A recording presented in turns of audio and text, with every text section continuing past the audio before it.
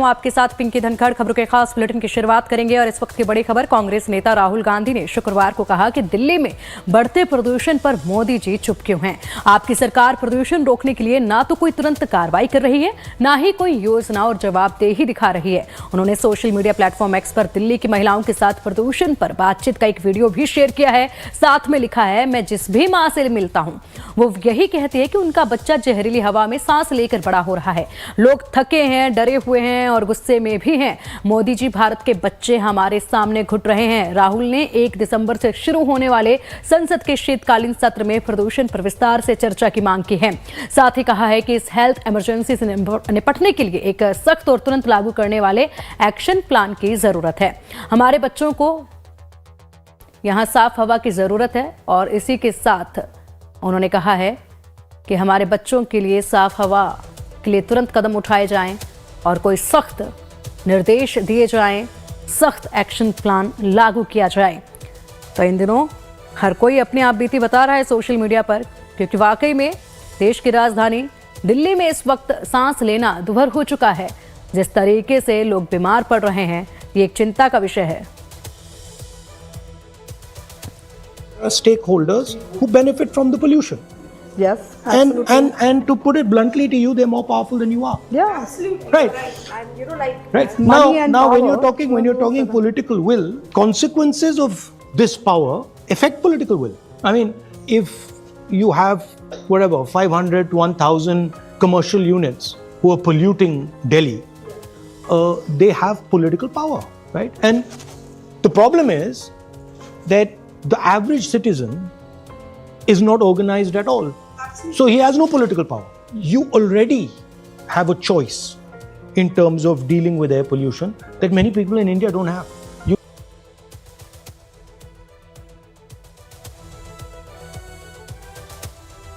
दिल्ली में प्रदूषण की मार से आम लोग हलकान हैं। सांस लेना मुश्किल हो रहा है, लोगों को आंखों में समस्याएं हो रही हैं। वहीं दिल्ली एनसीआर के प्रदूषण में दिल्ली का कूड़ा अहम भूमिका निभा रहा है। दिल्ली में कई जगह बड़े बड़े कूड़े के पहाड़ हैं, जो दिल्ली में प्रदूषण की बड़ी वजह है। लाइव टाइम्स टीम ने मामले की पड़ताल के लिए सबसे पहले दिल्ली के गाजीपुर का रुख किया। यहाँ के आसपास रहने वाले जो लोग हैं वो बताते हैं कि दिल्ली में तो कुछ समय से ही प्रदूषण रहता है, लेकिन वे लोग तो प्रदूषण की मार हमेशा से झेल रहे हैं, सदियों से झेलते आए हैं। जिस तरीके से चारों तरफ वहां कचरा नजर आ रहा है। बता दें कि इन कूड़े के पहाड़ों को खत्म करने का लक्ष्य पहले 2024 तक रखा गया था, लेकिन अब इसका लक्ष्य 2028 तक पहुंच गया है। दिल्ली के गाजीपुर इलाके में इस वक्त हम आए हुए हैं। जाहिर है पॉल्यूशन की वजह से सरकार ने बहुत सारे जो ग्रैब्स हैं उनको लागू किया है, लेकिन क्या सरकार जिन ऊंचे ऊंचे कूड़े के पहाड़ों पे ग्रैब्स लागू करने की बात कह रही है वहां पे है? आप देखेंगे तो आपको कूड़े के पहाड़ों पे काम होता हुआ आसानी से नजर आ जाएगा। देख सकते हैं कि किस तरह से धूल मिट्टी उड़ाते हुए ये जो मशीनें हैं वो ऑलरेडी काम कर रही हैं, और इन मशीनों की वजह से और इस कूड़े की पहाड़ की वजह से जो यहाँ के आसपास रहने वाले लोग हैं उनको काफी दिक्कतों का सामना करना पड़ता है। अब जाहिर है जो सबसे पहले यहाँ पे प्रधान जी हैं, संतराम प्रधान जी, कितनी बड़ी समस्या आप लोगों के लिए ये कूड़े का पहाड़ है? साक्षात आपके सामने है। हवा में धूल उड़ती हुई देख लीजिए, आप कण उड़ते देख लीजिए, बदबू का आप मार है, इसमें बदबू इतनी ज्यादा है कि हम लोग कैसे खड़े हम दिल जान रहे हैं, और हम इसको 40 साल से कैसे झेल रहे, 41 साल से कैसे झेल रहे हैं हम जानते हैं भली भांति। और इन्होंने इस खत्ते को बढ़ा दिया, घटाने की बजाय क्षेत्रफल ज्यादा बढ़ा दिया है। 3 सड़कें खाली अंदर, नाले की पूरी जगह खाली, इन्होंने पार्किंग खाली, बकरा मंडी भैंस मंडी की इन्होंने। जो व्यापारी लोग आते हैं बेचारे सब दूसरी हवा से रह रहे हैं यहाँ।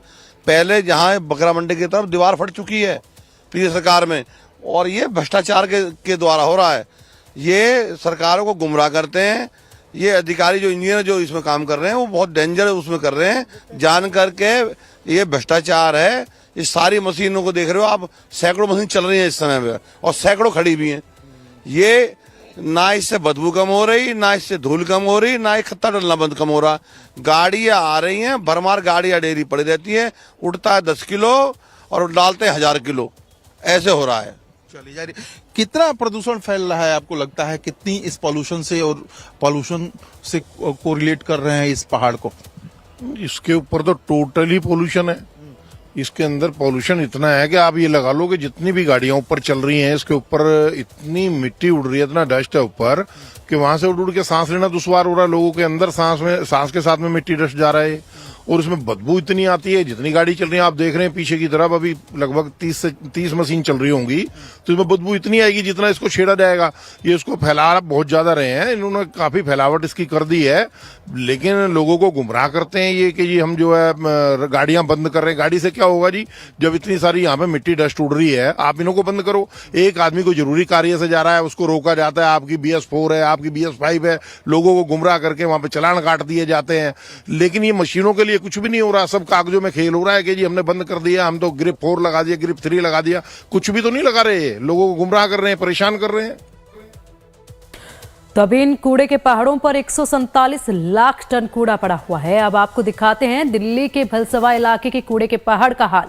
पहाड़ पर मशीनरी काम करती हुई आपको आसानी से दिख जाएगी। हवा में उड़ता कूड़ा और इसके धूल के कण इस बात की तस्दीक करते हैं कि यहाँ पर काफी समय से दिल्ली की जो हवा है वो प्रदूषित है। ना कि ये केवल अभी नजर आ रहा है, बल्कि हमेशा से ही सिलसिला चलता आया है। भलसवा, गाजीपुर और ओखला तीनों प्रमुख लैंडफिल साइटों को कूड़ा मुक्त बनाने की कवायद भले ही तेज हो गई हो, लेकिन यहाँ पर गोंगा डेयरी का सरकार नाम भी नहीं ले रही है। हालांकि यहाँ भी लंबा चौड़ा कूड़े का पहाड़ है, जिसकी वजह से लोगों को खासी दिक्कतें हो रही हैं। बहरहाल दिल्ली में MCD साइटों से प्रतिमाह कूड़ा हटाने का कार्य तेज करने में लगी हुई है। इसके अलावा लैंडफिल साइटों को चरणबद्ध तरीके से साफ करने की समय सीमा तय की गई है।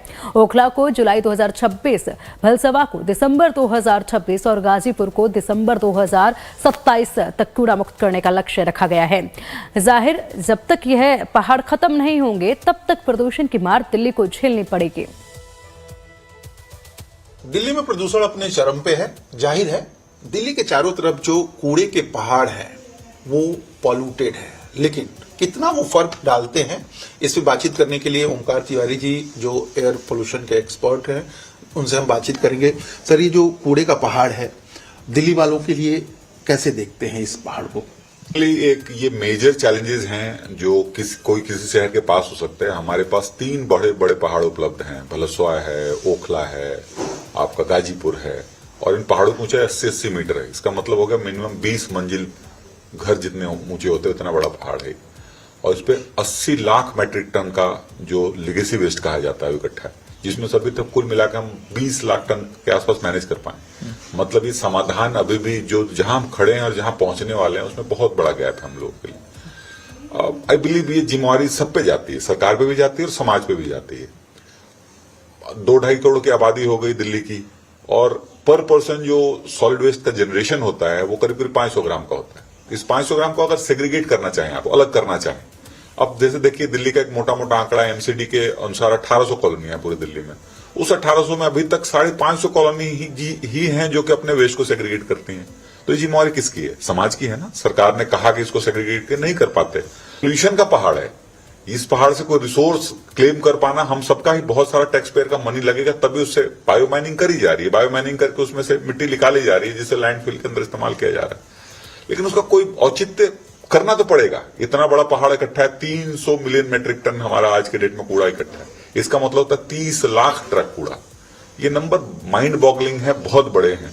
ये चैलेंजेस हैं। 80 मीटर ऊंचा पहाड़ है, उससे छू के जो हवा गुजरेगी और उसके आसपास लोग रह रहे होंगे, तो सर्टेनली उसमें से सल्फर डाइऑक्साइड, मिथेन, इस तरह के पोल्यूटेंट गैसेस का जनरेशन होता है जो कहीं ना कहीं लंग्स पे इफेक्ट डालता है। कुछ रिपोर्ट्स ऐसे भी न्यूज़पेपर की रिपोर्ट्स हैं, ओखला के आसपास के इलाकों में कैंसर नोटिस किया गया बहुत लोगों ने कोर्ट के अंदर केसेस भी डाले। हमारे आज के डेट में मॉडर्न जमाने के संत मैं कह सकता हूं MC मेहता साहब को 40 केस उन्होंने सुप्रीम कोर्ट में जीते इन्वायरमेंट के ऊपर, और उन्होंने बेंचमार्क्स तय कराई सरकारों की। लेकिन उसके बाद भी उनके अंदर भी आशा होते हुए बहुत सारी निराशा भी उनके कई इंटरव्यूज में आपको देखने को मिल जाएगी। ठीक है, कोर्ट्स ने तो जजमेंट दे दिया, लेकिन अगर इम्प्लीमेंटिंग एजेंसी नहीं होगी तो क्या होगा? कहां कोई समाधान हो पाएगा?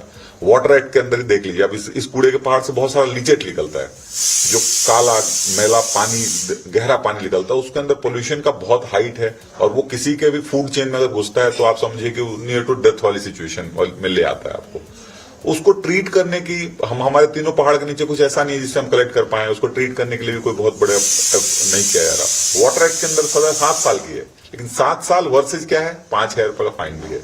तो आप सोचिए कि कोर्ट में कोई कहा जाए कि 7 साल की सजा भुगतोगे या 5,000 की फाइन दोगे, तो कोई भी खुशी खुशी 5,000 फाइन दे। MC मेहता साहब कहते हैं कि अगर कोई आदमी 5 लाख रुपए रोज के कमा रहा तो 5 लाख तो बहुत हंसी खुशी से फाइन दे देगा।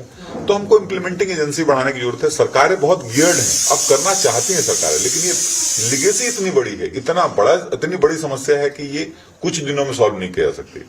दिल्ली की जो जनता है वो जानती है कि सिर्फ 3 ही ऊंचे कूड़े के पहाड़ हैं, जबकि ऐसा नहीं है। बहुत सारे ऐसे कूड़े के पहाड़ हैं जिसके बारे में लोग जानते भी नहीं है, तो सरकार का भी ध्यान उधर नहीं जाता है। बिल्कुल नरेला है, बवाना है, 7 करीब टोटल 9 हैं जो कूड़े के पहाड़ हैं आपके, इसमें से 3 हाईलाइटेड हैं, 6 और हैं, बन रहे ना। हर रोज 1100 ट्रक अगर आपका कूड़ा निकलता है तो एक पहाड़ तो रोज ही बना सकता है। तो हम सबको उस पर सावधान होने की जरूरत है। हम जनता को भी जागने की जरूरत है कि सेग्रीगेशन क्यों नहीं कर पा रहे हैं। हमको करना पड़ेगा। हम सब एनवायरमेंट की बड़ी बड़ी बातें आपस में कर सकते हैं, लेकिन अगर हमारे घर का कूड़ा सेग्रीगेट नहीं हो रहा तो I am not environmental activist. चलिए, thank you so much sir हमसे बातचीत करने के लिए। जाहिर है समझ सकते हैं कि पोल्यूशन तो इस समय नवंबर में खासतौर पे आपको दिख ही रहा है, लेकिन ये पोल्यूशन दिल्ली को परमानेंट अपनी तरफ इस वजह से भी घेरे रहता है कि हमारे चारों तरफ कूड़े के पहाड़ हैं, और जब तक ये कूड़े के पहाड़ निस्तारित नहीं होंगे तब तक ये समस्या दिल्ली NCR के लिए बनी रहेगी। कैमरामैन भरत राउत के साथ मैं प्रशांत त्रिपाठी, लाइव टाइम्स दिल्ली। और चलिए अब इसी पर अपडेट के लिए हमारे सहयोगी रजनीश सिन्हा का रुख करेंगे। रजनीश, ये दिल्ली में कूड़े के पहाड़ सिर्फ 2 ही समय पर चर्चा में आते हैं, एक दिल्ली में चुनाव हो तब और एक प्रदूषण बढ़ता है तब, और उस वक्त यहाँ पर हवाला दिया जाता है कि ये तय समय तक पूरे तरीके से पहाड़ों को खत्म कर दिया जाएगा। ये कूड़े के पहाड़ जो है वो खत्म कर दिए जाएंगे, राहत मिलेगी, प्रदूषण में कमी आएगी, लेकिन होता नहीं है। डेट सिर्फ एक्सटेंड होती चली जाती है। पिंकी देखिए, मिलती है तो सिर्फ तारीख पर तारीख, लेकिन आप देखिए पिछले कुछ सालों से दिल्ली में कई ऐसे इलाके जहां इस तरीके से कूड़े के पहाड़ हैं और वो हटाए नहीं जा सके हैं। इस तरह से बिल्कुल आपने सही कहा, जब चुनाव आते हैं, जब दिल्ली इलेक्शन आया था तो कई जो वहां पर प्रत्याशी थे वो जाते थे और वहां पर धरना प्रदर्शन करते थे, वहां पर बयानबाजी होती थी और कहा गया था कि सरकार किसी की भी आए सबसे पहले इन पहाड़ों को हटाया जाएगा। लेकिन स्थिति यथास्थिति बनी हुई है और आज जो प्रदूषण की स्थिति है दिल्ली में, जिस तरीके से हवा में जहर घुला हुआ है, लोगों को सांस ले पाना मुश्किल है। आप दिल्ली में हर जगह स्मोक की समस्या है, 384 के आसपास AQI चला गया है और जो वो बढ़ोतरी ही उसमें हो रही है, कल 377 था, आज 381, और ऐसा लग रहा है जैसे 4th सेंचुरी मारने के लिए सभी दिल्ली के अलग अलग इलाकों में और आसपास के इलाकों में होड़ लगी हुई। ट्रिपल सेंचुरी तो सभी ने मार ली है। गुरुग्राम में वही स्थिति है, ग्रेटर नोएडा में वही स्थिति है, नोएडा में वही स्थिति है, दिल्ली में वही स्थिति है, फरीदाबाद में वही स्थिति है। लेकिन इन सबके बावजूद पिंकी पॉल्यूशन पे कंट्रोल तो नहीं हो पा रहा है और जो कूड़े के पहाड़ है ये उसमें एड ऑन कर रहे हैं। यानी जो स्नोबॉल इफेक्ट होता है, एक तो साल भर इस तरह के उस इलाके के आसपास, आप गाजीपुर जाएं या कितने भी इलाके आउटस्कर्ट्स में जहां इस तरह के कूड़े के पहाड़ है वहां पर अगर आप जाएं तो उसके आसपास प्रदूषण साल भर रहता है। लेकिन इस वक्त जो स्थिति है दिल्ली की और जिस तरह से हवा में जहर घुला हुआ है, ये बहुत बड़ी चुनौती है कि इस पॉल्यूशन को कम कैसे किया जाए। आप देखिए दिल्ली में जितने पॉल्यूशन के स्टेशन हैं, जहां पॉल्यूशन मेजरिंग स्टेशन हैं, 20 जगह पर जो निगरानी के लिए स्टेशन बनाया गया है वहां पर अति गंभीर स्थिति बताया जा रहा है, 18 जगह पर गंभीर स्थिति बताई जा रही है। बताया जा रहा है 15 जनवरी के आसपास और मॉनिटरिंग सेल बनाए जाएंगे, लेकिन मॉनिटर करने से कुछ होगा नहीं, प्रदूषण कम कैसे होगा, ये सबसे बड़ी चुनौती है। दिल्ली एक समय greenest capital of the nation कहा जाता था कि यहाँ पर दिल्ली में बिल्कुल हरियाली है और प्रदूषण बहुत कम है, और हर साल खबर में दिल्ली इसलिए रहती है, ठंड आने के साथ ठंड से ज्यादा दिल्ली प्रदूषण के कारण खबर में रहती है, और प्रदूषण आज की तारीख में सबसे बड़ी चुनौती। पिंकी जी बिल्कुल रजनीश, और सबसे ज्यादा अफसोस की बात यही है कि प्रदूषण पर हम बात सिर्फ तब करते हैं जब लोग बीमार होने चलते हैं या फिर उनके लिए सांस लेना तक बिल्कुल मुश्किल हो जाता है। उस वक्त ही यहाँ पर सरकारों का ध्यान भी खींचा जाता है। अगर बात की जाए तो यहाँ बड़े बड़े दावे किए जाते हैं, फोक टावर का हवाला दिया जाता है, फोक टावर्स लगाए गए हैं, एंटी फोक टावर्स लगाए गए हैं, लेकिन वो काम नहीं करते हैं। उनको लेकर भी बैठ के लगातार होती रहती है, मीटिंग्स होती रहती हैं, लेकिन ग्राउंड जीरो पर काम होता नजर नहीं आता है। पानी के छिड़काव को लेकर बात की जाए तो उस पर भी क्या कोई अपडेट है? कुछ काम ऐसे भी होते नजर आ रहे हैं क्या जिससे जरा बराबर तो राहत मिले? पानी के छिड़काव तो पिंकी होते हैं, लेकिन वो भी पीनट्स जैसे होते हैं। जैसे आनंद विहार के इलाके में बहुत ज्यादा AQI लेवल रहता है, तो वहां आप देखेंगे एक साथ 2-3 वाटर स्प्रेयर्स की गाड़ियां चल रही हैं।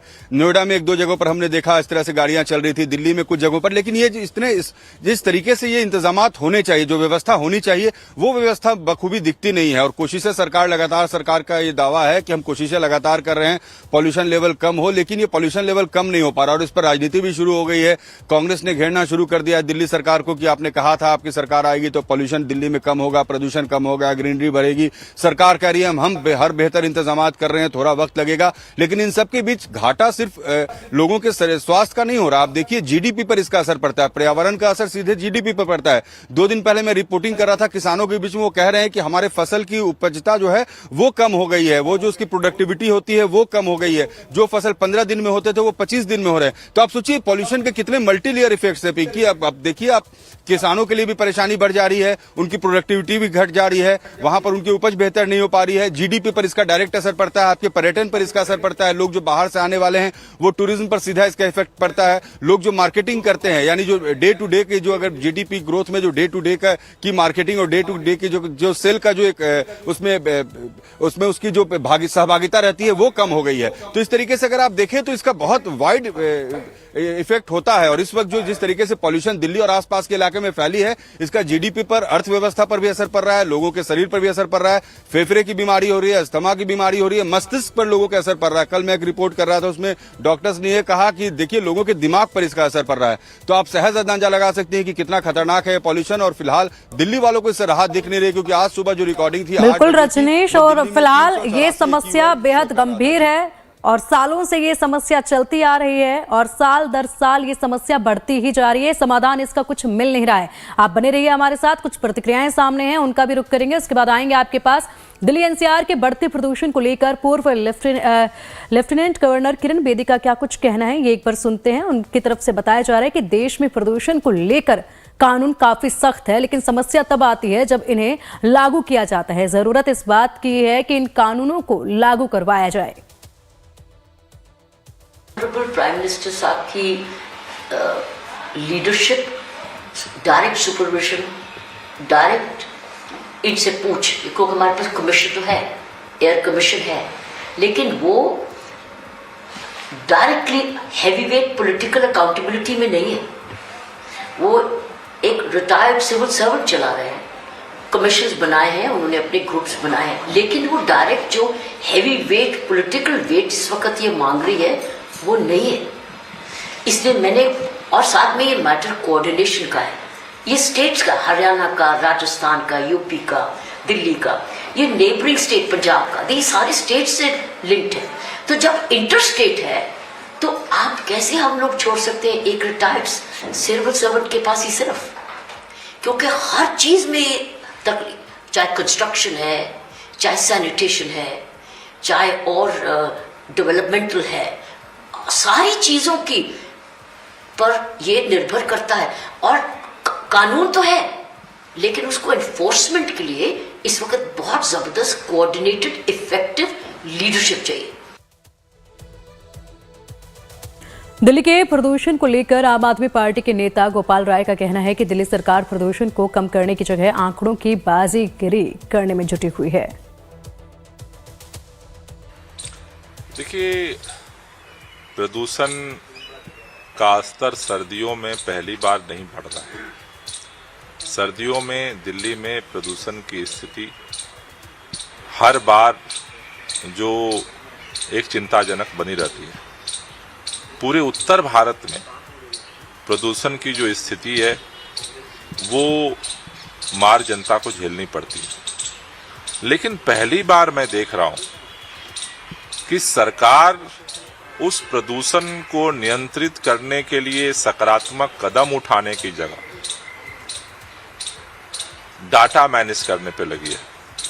ये घातक है, लोगों के लिए घातक है, क्योंकि अगर आप बीमारी को छुपाओगे तो बीमारी और बड़ी बनेगी। सरकार ये बात सोच रही है कि डाटा में हेराफेरी करके और हम प्रदूषण को कम कर लेंगे तो डाटा में प्रदूषण कम हो सकता है, लेकिन लोगों की जिंदगी पे उसका मार तो कम नहीं हो रही है, बल्कि और बढ़ रहा है। और चूंकि जब डाटा में एक्चुअल रीडिंग दिखती है तो हमारी सरकार थी तो हमें बेचैनी होती थी कि डेटा अगर इस स्तर पे जा रहा है तो हम और क्या कर सकते हैं। हम एक्सपर्ट के साथ बात करते थे, अधिकारियों के साथ बात करते थे, ग्राउंड पे उतरते थे। अब जब डाटा में ही हेराफेरी हो गई तो न तो मंत्रियों को कुछ करने की जरूरत है, न मुख्यमंत्री को कुछ करने की जरूरत है, न तो एक्सपर्ट से बात करने की जरूरत है, न तो इमरजेंसी मेजर लेने की जरूरत है।